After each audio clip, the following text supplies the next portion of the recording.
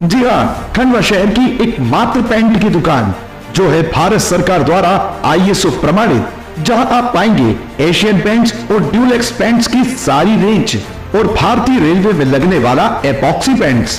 साथ ही हमारे यहाँ वाटरप्रूफिंग केमिकल की सारी रेंज उपलब्ध है और मकान में लगने वाले दीमक का काम भी किया जाता है।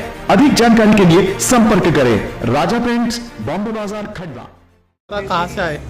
मैं ग्राम गोल रहता हूँ, गोल चलानी, और मेरी दुकान थी वहाँ पे, तो कार्यसर परियोजना में डूब गई है वो, और वहाँ से दुकान भी हटा दी गई है और मेरे को जो राशि मिलना है वो नहीं मिल रही है।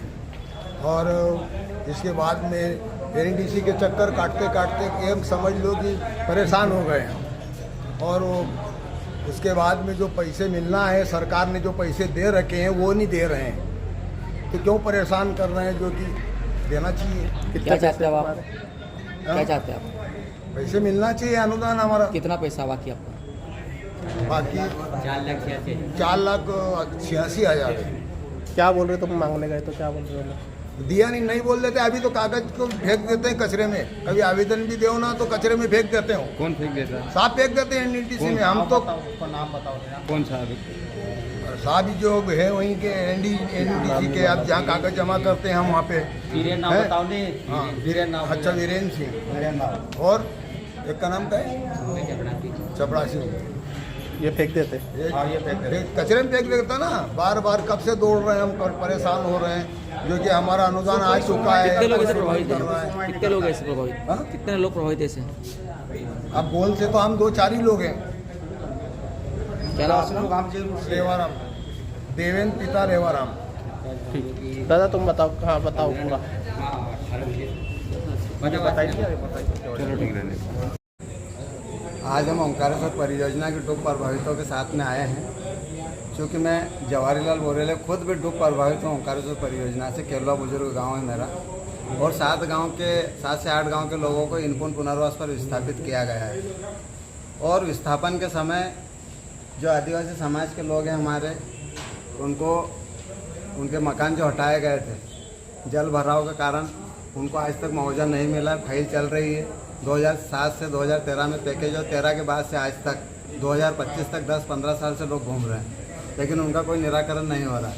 10 परिवार ऐसे हैं जिनको अनुदान की राशि देना थी 2.5 लाख रुपये, 93,000 दे दिए थे।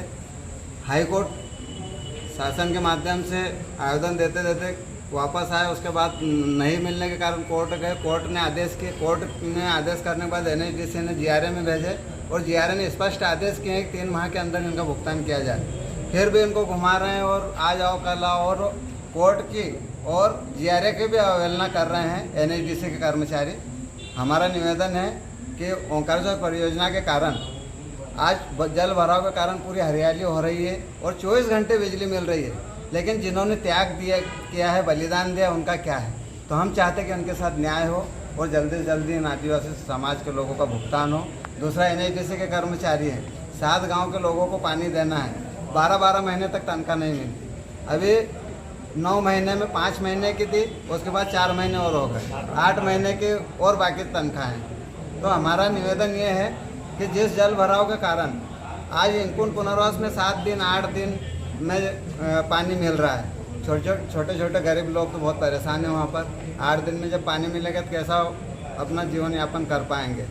पीने की व्यवस्था नहीं हो पा रही है, नहाने धोने की व्यवस्थाएं तो दूर है।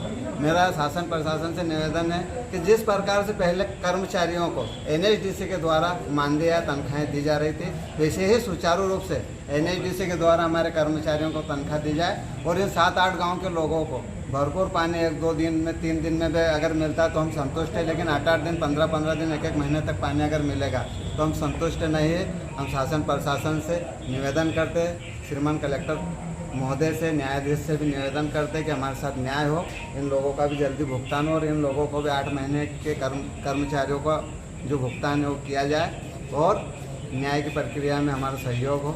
आपका परिचय दिखा। मैं जवाहरीलाल बोरियाले, पूर्व जनपद अध्यक्ष प्रतिनिधि पुनासा, वर्तमान में जनपद सदस्य हूँ, और मैं भी पीड़ित हूँ और डूब प्रभावित हूँ।